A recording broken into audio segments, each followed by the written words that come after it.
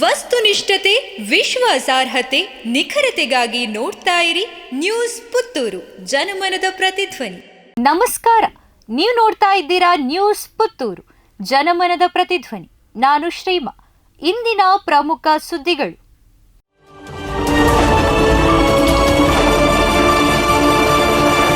ರಾಜಕೀಯದಲ್ಲೂ ಇದೆ ಲೈಂಗಿಕ ಶೋಷಣೆ ಎಂದು ಬಾಂಬ್ ಸಿಡಿಸಿದ ಕೇರಳದ ಕಾಂಗ್ರೆಸ್ ನಾಯಕಿ. ಮಲಯಾಳಂ ಚಿತ್ರೋದ್ಯಮದಲ್ಲಿ ಲೈಂಗಿಕ ಕಿರುಕುಳದ ಆರೋಪ ಬಿರುಗಾಳಿ ಎಬ್ಬಿಸಿದ ಬೆನ್ನಿಗೆ ಈಗ ರಾಜಕೀಯದಲ್ಲೂ ಇದೇ ರೀತಿಯ ಆರೋಪ ಕೇಳಿಬಂದಿದೆ. ಕೇರಳದ ಕಾಂಗ್ರೆಸ್ ನಾಯಕಿಯೊಬ್ಬರು ಈ ಬಗ್ಗೆ ಮಾತನಾಡಿದ್ದು ಕೈಪಡೆಯಲ್ಲಿ ಕಳವಳ ಉಂಟು ಮಾಡಿದೆ. ಕೇರಳ ರಾಜಕಾರಣದಲ್ಲೂ ಲೈಂಗಿಕ ಶೋಷಣೆ ಹಾಸುಹೊಕ್ಕಾಗಿದೆ.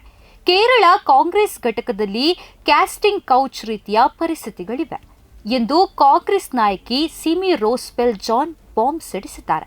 ಈ ಬೆನ್ನಲ್ಲೇ ಕೇರಳ ಪ್ರದೇಶ ಕಾಂಗ್ರೆಸ್ ಸಮಿತಿ ರೋಸ್ಬೆಲ್ ಅವರನ್ನ ಪಕ್ಷದಿಂದ ಉಚ್ಚಾಟಿಸಿದೆ.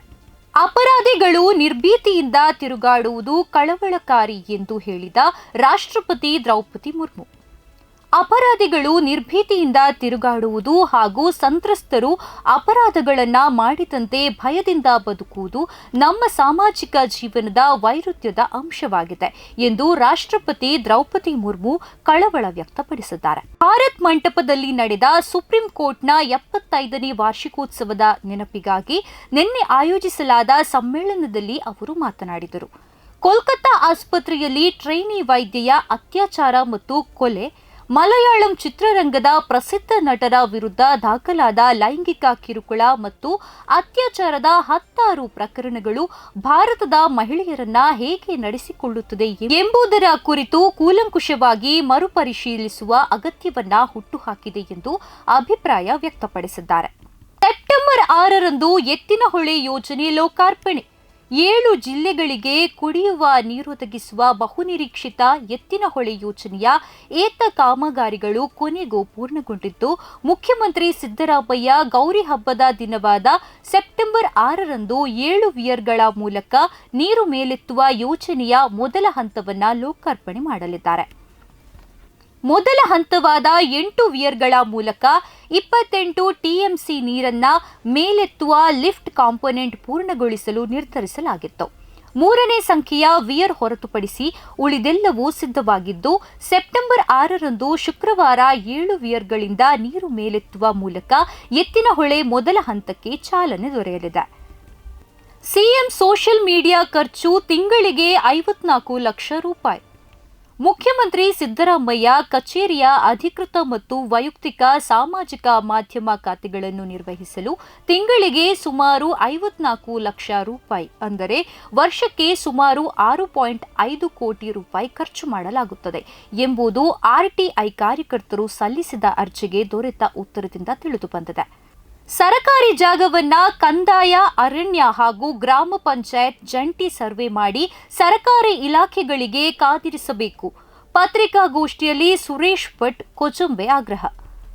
ಕಂದಾಯ, ಅರಣ್ಯ ಇಲಾಖೆ ಹಾಗೂ ಪಂಚಾಯತ್ ಇಲಾಖೆಗಳು ಜಿಲ್ಲೆಯ ಎಲ್ಲ ಗ್ರಾಮಗಳಲ್ಲಿ ಜಂಟಿ ಸರ್ವೆ ನಡೆಸಿ 100ಕ್ಕೆ 100 ಸರಕಾರಿ ಜಾಗವಿದ್ದರೆ ಆ ಜಾಗವನ್ನ ಶಾಲಾ, ಕಾಲೇಜು, ಗ್ರಾಮ ಪಂಚಾಯತ್ ಕಚೇರಿ, ಸ್ಮಶಾನ ಮುಂತಾದ ಸರಕಾರಿ ಇಲಾಖೆಗಳಿಗೆ ಕಾದಿರಿಸಬೇಕು ಎಂದು ಕರ್ನಾಟಕ ರಾಜ್ಯ ರೈತ ಸಂಘ ಹಾಗೂ ಹಸಿರು ರಾಜ್ಯ ಉಪಾಧ್ಯಕ್ಷ ಸುರೇಶ್ ಭಟ್ ಕೊಜಂಬೆ ಆಗ್ರಹಿಸಿದ್ದಾರೆ.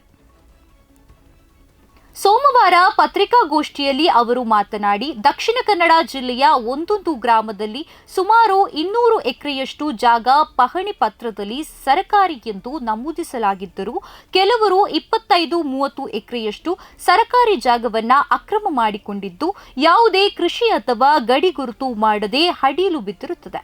ಆದರೆ ಅರಣ್ಯ ಇಲಾಖೆ ರಸ್ತೆ ಬದಿಯಲ್ಲಿ ಯಾವುದೇ ಮರಗಳಿಲ್ಲದ ಜಾಗವನ್ನ ಬೇಲಿ ಹಾಕಿ ಅರಣ್ಯ ಇಲಾಖೆ ಜಾಗವೆಂದು ಬಿಂಬಿಸುತ್ತಿದ್ದಾರೆ ಎಂದು ಆರೋಪಿಸಿದರು. ಅರುಣ್ ಪುತ್ತಿಲರಿಗೆ ಜಾಮೀನು ಮಂಜೂರು.